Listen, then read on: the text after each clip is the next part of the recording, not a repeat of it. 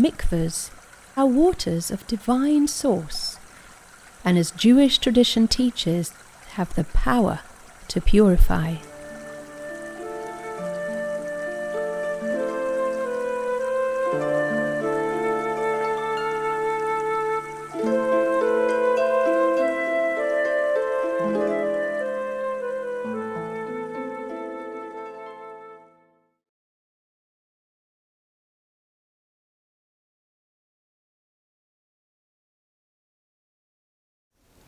Going into the waters of the mikveh is a moment of surrender.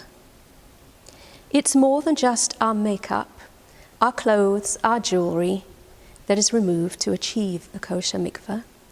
We have to be totally submergent in the water, and we leave everything else behind.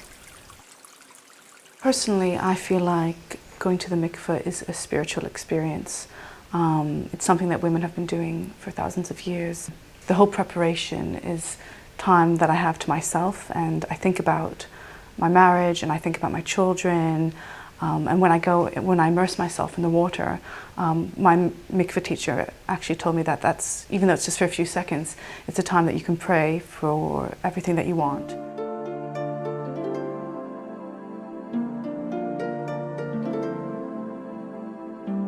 When I found the mikveh, it suddenly allowed me this deeper connection to the spirituality of being a Jewish woman. I felt a real deep connection to myself and to my ancestors and to Jewish women in a way that I was quite moved by. And that went with me to my chuppah and my marriage. All the books written about the Jewish cycle of family purity, they all talk about the niddah phase, the phase when the woman is not able to have contact with her husband, and the limitations and everything that are part of that. Unfortunately, what happens is that when it gets to the point that a woman immerses in the mikveh, most of the books end. And what's really important to remember is that the point when the book ends is actually only half of what this cycle is about. And beyond that moment of mikveh is an equal percentage, hopefully more, of a woman's monthly cycle, where it's a period of growth and connection and intimacy and building in a relationship. It was a wonderful experience, sort of the preparation beforehand, and allowing myself to spend as much time as I really wanted to prepare, and then making sure I was absolutely and utterly clean, and how fantastic that felt because of giving myself permission to spend time doing that. The whole preparation is like actually going to the mikveh. There it's like a beautiful place. You get in and you have this beautiful bathroom and there's your little spa, your spa day, and it feels amazing.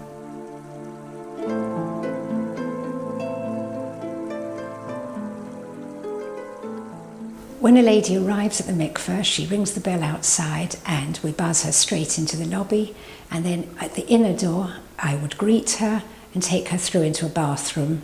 I then check that she's got everything she needs, towels and so on, and then I leave her in peace to get ready. When she's prepared herself, she rings the bell and I come to an inner door, and then I take her through into the mikveh room itself. At the top of the stairs, I take her towel from her and I avert my eyes while she walks down the stairs into the water, and I watch to see that it's a perfect immersion. Each time I say kosher, just to say that it was. And then after the second immersion, she comes back up the stairs and I take a towel, I put the towel around her, and then I see her back into the bathroom.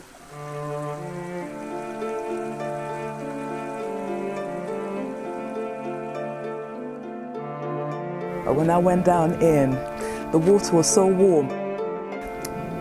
It was almost like you could feel how it was a baby being in the womb kind of experience.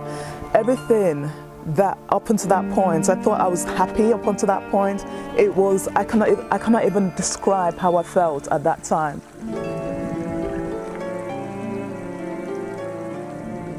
Gentleness, a sense of warmth and enveloping, not physically clean, but mentally clean and just at one with myself, perhaps.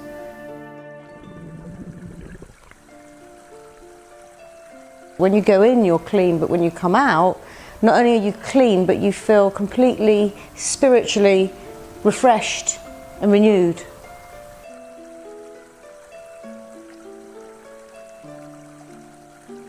I think that modern women today, juggling in the way that we do, don't necessarily make enough time for self-care on a deep emotional level, and I think that mikveh allows you the space, requires you to have the space in order to do that. I think it's a very good experience for the marriage.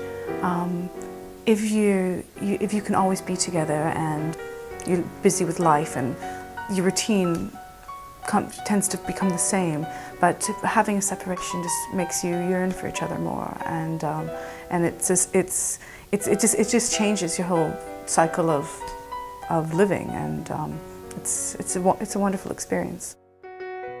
It's actually created a big bond for us. We actually become very good friends. I can honestly say my husband is my best friend because we spend a lot of time talking to each other. The mitzvah of mikveh is not just for brides and young fertile women. It's just as powerful for those women who don't have children and for older women.